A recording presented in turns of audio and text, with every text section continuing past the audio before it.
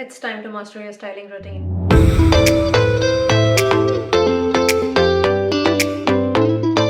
We're gonna talk about what is the difference between wet hair, damp hair, slimy hair, slippery hair, how much water is enough water, how to emulsify products, how much water to add, which products to emulsify, how to avoid this frizz that you get on the surface of your hair, so the surface frizz, how to avoid that, why slippery, slimy hair is best to style your hair, when to apply which product, which combs to use, and how different combs give you different styling results, and so much more. And you gotta stay till the end to actually get the real tips and how to find a styling routine that's best for your hair. Let's get started. This is my freshly shampooed, conditioned, detangled, deep conditioned hair. But what you see here is not wet hair. This is a clump of hair. And if you want your hair to look like this clumped together, then you need to wet your hair. I usually style my hair right after I have washed off the last product from my hair, which is either a conditioner or a deep conditioner. And at that point, there's a lot of water in it and it doesn't really dry up as much while I style because I usually style within 5 minutes. And adding water in your hair does not mean you just spray it or you just pour it. You need to work with this water. You need to make sure that it's going everywhere. It's wetting all the areas of your head. Use your fingers, get in there, do some scrunching, do some raking. And now you can see the difference. It's piecey, it's like in clumps. Certain hair strands have clumped together. This is the perfect time to add product. Starting with a leave-in conditioner, I spray a good amount in my palms and spread it well in my palms before I actually apply it on my hair. Because if you just take product, do this and try to apply, it's going to sit in one area and you're not going to be able to spread it all over your hair. Now start working this leave-in conditioner in your hair everywhere till your hair feels like lightly slippery everywhere. You're easily able to rake your fingers through it, and if you were to comb this hair, it would easily comb. Your hair is prepped. Another problem with upside down styling is when you come up, your hair is still stuck to your scalp and it kind of tangles your hair. You have weird bumps, your hair is not looking even. My motto is don't let your hair even stick to your scalp, and I'll show you how. What I usually see is when people are styling their hair, they don't bend like this, they bend like this. When you comb your hair like this, the hair is getting stuck to your scalp. You don't want that. I bend like this. I try to get the top or the crown of my head parallel to the floor. And this way, when I comb, I'm only focusing at the back. I'm not gonna have the hair stuck here. And when you're combing your hair, comb it slightly away from your scalp. Don't keep it stuck to your scalp while it's moving. Comb it away. Watch this part quite a few times to understand. I know it looks tedious, but trust me, you do it once or twice and you'll get the hang of it. I promise. If your hair seems to be drying up, just spray some more water or always have a mug of water near you. Dip your hands in it and then try to apply it on your hair. Now it's time to add the cream. So for the cream, I'm using Innersense's texturizing cream. This product is super thick, and now I'm going to explain how exactly to emulsify your product. First step would be to spread it really well in your palms. Add 2 to 3 drops of water. Emulsify. You will see that the product is sticky. It's creating streaks in your palms, and you need to get rid of that stickiness. So I do this process of adding a little bit of water, emulsifying it till the product is milky in my palms. It shouldn't be sticky. You see how it's spreading so easily in my palms? Now that is the perfect consistency that should go on your hair. If you apply a thick product directly to your hair, it's going to sit in one place and the rest of your hair will be frizzy. And even that area will be kind of sticky. That's of no use, you're just wasting product. So emulsify it really well. Don't be afraid of losing the product, diluting it, it's not going to work. No. Thick products, when emulsified correctly, you use less and it actually works the way it's supposed to work.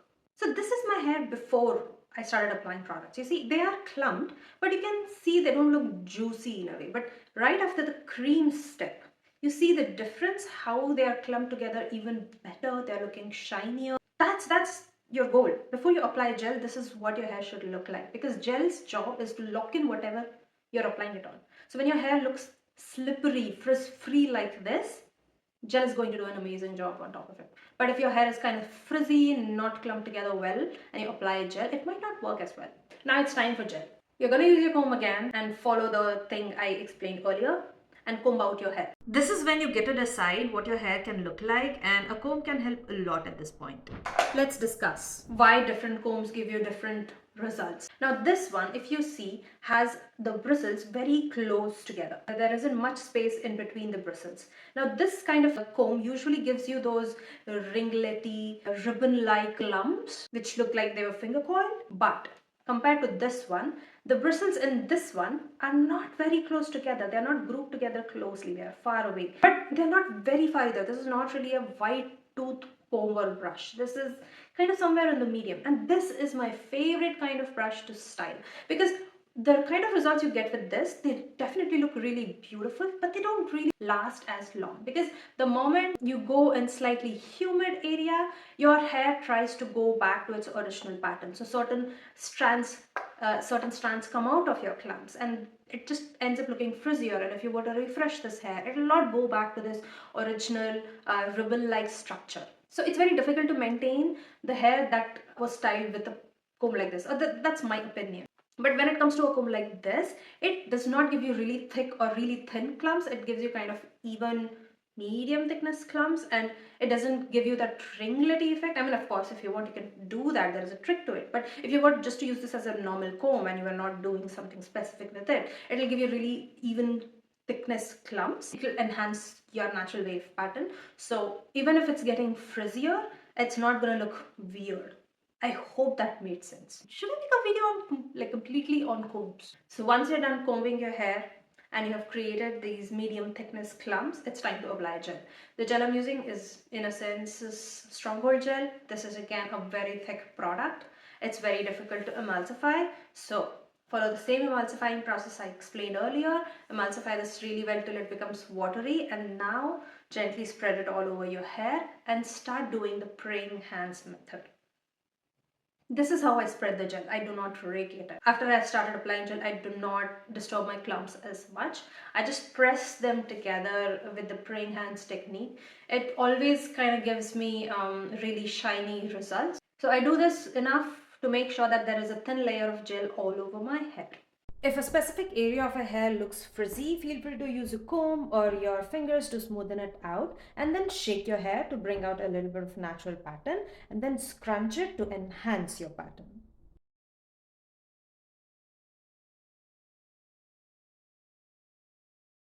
Coming up, I don't like flipping my hair.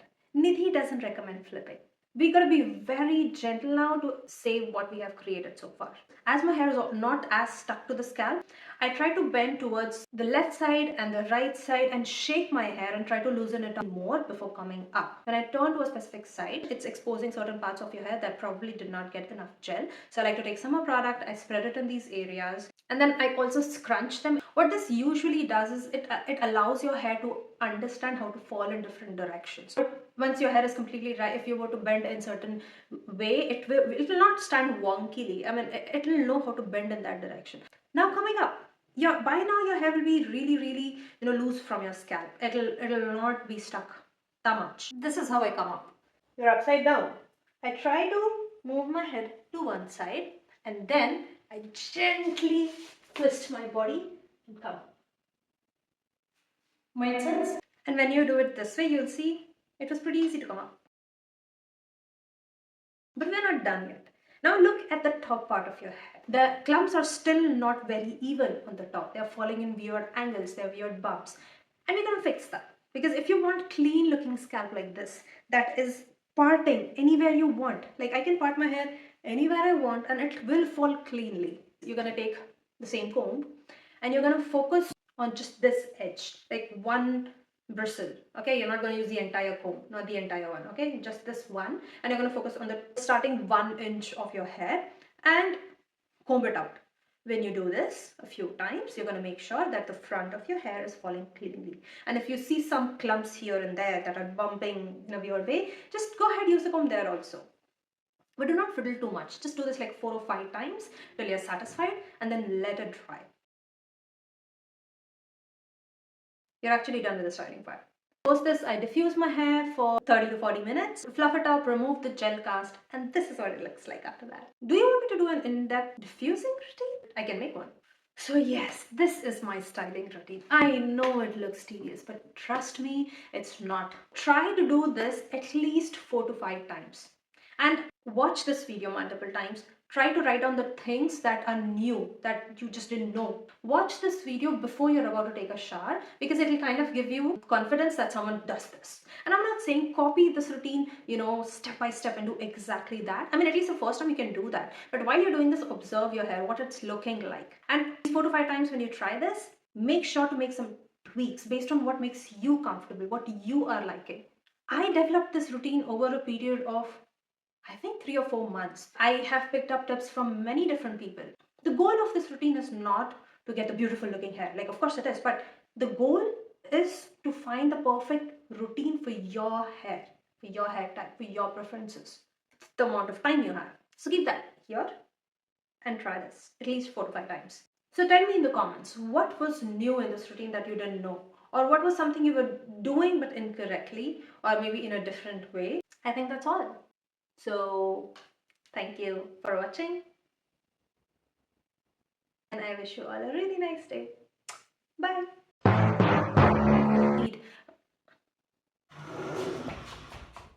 Wow, what am I talking about? I hope this makes sense.